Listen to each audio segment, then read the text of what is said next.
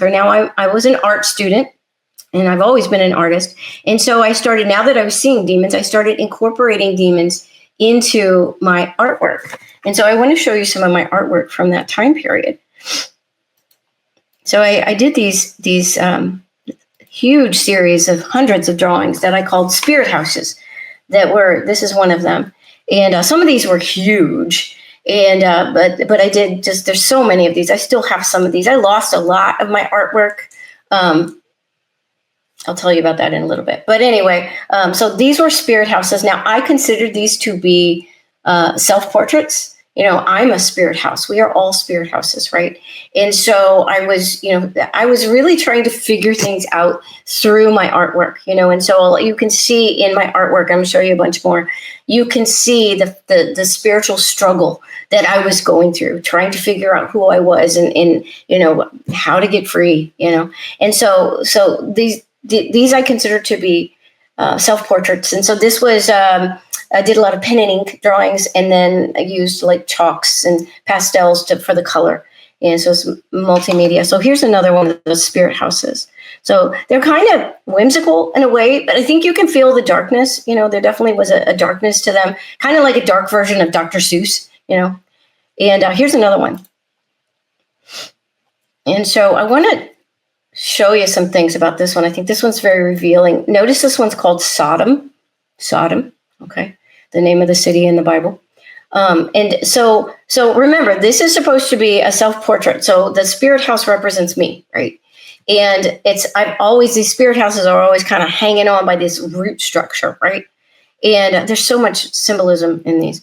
And then do you see the bottom underneath? It's like I'm hovering, the house is hovering over like lava, like hell. And then there's a snake in there that represents Satan. And so it's just being held up by these roots. And I don't know if you can see because it's kind of small, but there's like this little demon figure right there. And he's actually holding a hacksaw and he's sawing through that root. So you can, this is so obvious, I think, the struggles that I was going through. Here's some more. So I did all these characters, these characters that I called inside out characters. And so where you could see a lot of their, bones and their, organs and things like that. And so I think you can just tell it looks like a very tortured character, right? And so you can see there's like around that leg is like a snake coiling around it. This one was called Bondage. Here's another one of those. So when you can feel the angst, I think.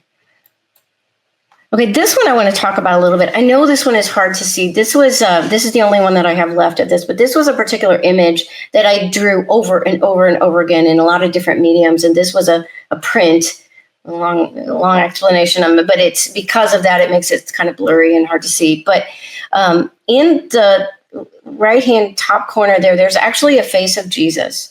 And there is a crown of thorns around his head. And it is then in the very top corner there, it is blooming and budding into a rose bush. Okay. And I think you can see that down here, there are these chains, okay, chains coming down. And then here are these demonic figures, these demons, right? There's one. And then down in the corner, there's a snake. See that? There's a skeleton.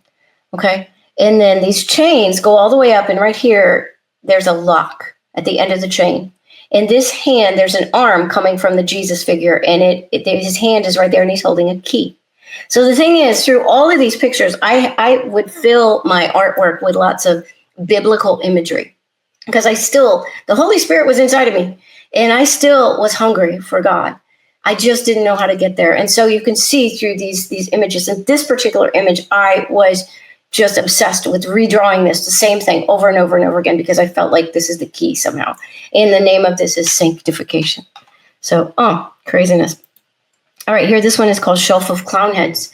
And I think this was obviously, I felt like I was always wearing a mask. Nobody really knew who I was. This one was actually accepted and used in an illustration for a book. I illustrated a lot of books. I was hired when I was in college to illustrate lots of books. So I was using this artwork. I was, selling it. So it was interesting. But let's see. This was a self-portrait that I did of me as a child. to show kind of the innocence that I had when I was a child, but you can still see like the hauntedness in the eyes. And here, this was also self-portrait. I know this is really hard. This is one of the ones that I lost, and I only have these little pictures left. But that's a self-portrait of me when I was a little girl, and I'm holding this Bible that I used to have that had this little cross zipper that closed it up. And then this one is called the Christ window.